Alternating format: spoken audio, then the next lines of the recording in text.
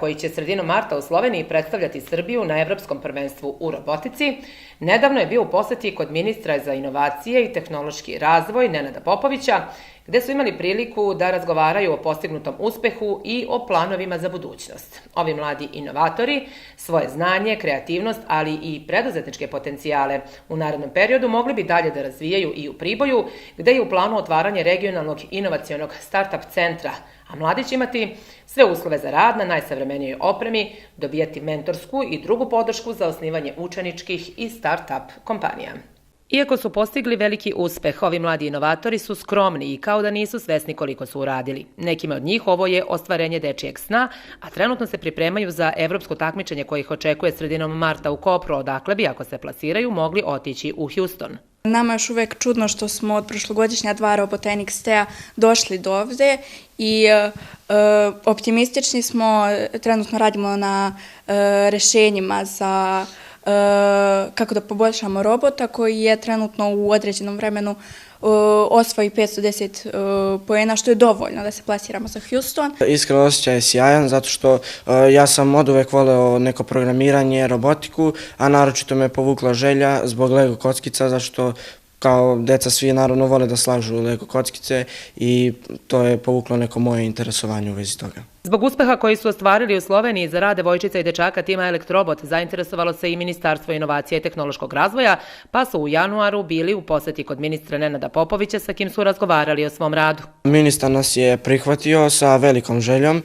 i pričali smo o robotu, imali smo male demonstracije robota kako radi i po izrazu ministrovog lica deluje se da je ministar veoma zadovoljan, veoma oduševljen time što mi radimo, naročito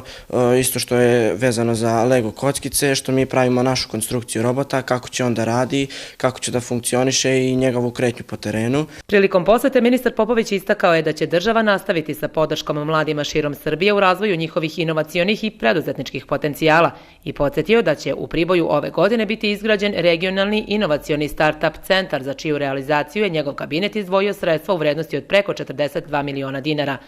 Prema rečima Danila Prijovića, koordinatora start-up centra u Priboju, to će biti mesto gde će mladi imati sve uslove za rad na najsavremenijoj opremi i gde će dobijati mentorsku i svaku drugu podršku za osnivanje učeničkih i start-up kompanija. Start-up centar će biti opremljen najsavremenijom mogućom opremom, imaće najbolje mentore, tako da se nadamo da će u budućnosti iz start-up centra izaći kompanije za koje će čuti ceo svet. U planu je prva start-up kompanija koja će biti otvorena u inovacionom centru, bit će njihova kompanija vezana za robotiku i nadamo se da će oni na taj način moći da na neki način unovče ovaj svoj rad i trud kroz otvaranje start-up kompanije. Uopšte Priboj kao i ceo Zlatiborski okrug ima veoma talentovanu, inovativnu decu i nadamo se da sada kad oni budu imali te uslove kao što imaju deca u Novom Sadu i Beogradu da će postići mnogo bolje rezultate, mada i sadašnji rezultati njihovi su odlični. Mladi robotičari iz Priboja i Prijepolja zadovoljni su mogućnošću da u okviru regionalnog inovacionog start-up centra u Priboju dalje razvijaju svoje talente, ali i preduzetničke potencijale. Nama je veliko zadovoljstvo što se jedan takav start-up centar otvara i ovde u Priboju i to će doprineti da imamo uslove isto kao i deca u Beogradu i širom Srbije. Da budemo prvi što se tiče toga i da ćemo tamo imati bolju nauku, bolju opremu, bolje mentore i da ćemo moći da nastavimo sa radom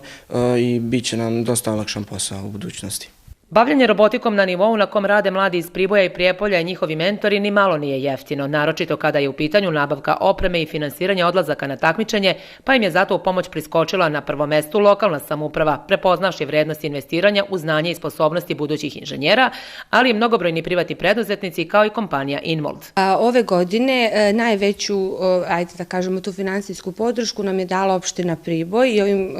povodom se sada zahvaljujem našem predsjedniku Lazaru Rvoviću, koji nam je to omogućio. On je ujedno napravio jedan divan gest, inače na dan takmičenja je izašao i ispratio decu Također ga molimo da to urade i ovog puta kad krenemo u Koper, jer nam je bio taličan, to je srećne ruke, pa možda odemo i na to svetsko u Houston. Osim opštine Priboj, tu su bili i mali preduzetnici koji su nas isto podržali sa nekom onako simboličnom sumom i naravno kompanija Imold isto također sa malom simboličnom sumom, ali u principu opština Priboj najviše. Mladi robotičari tima Elektrobot nastavljaju pripreme za evropsko prvenstvo koje će se održati u Kopru u Sloveniji sredinom marta. Njihov krajnji cilj je odlazak na svetsko prvenstvo u robotici koje će se održati u američkom gradu Houston u Teksasu. Podsjetimo, prva Lego liga je takmičenje namenjeno mladima koji su zainteresovani za inženjerstvo, robotiku i nauku. Održava se već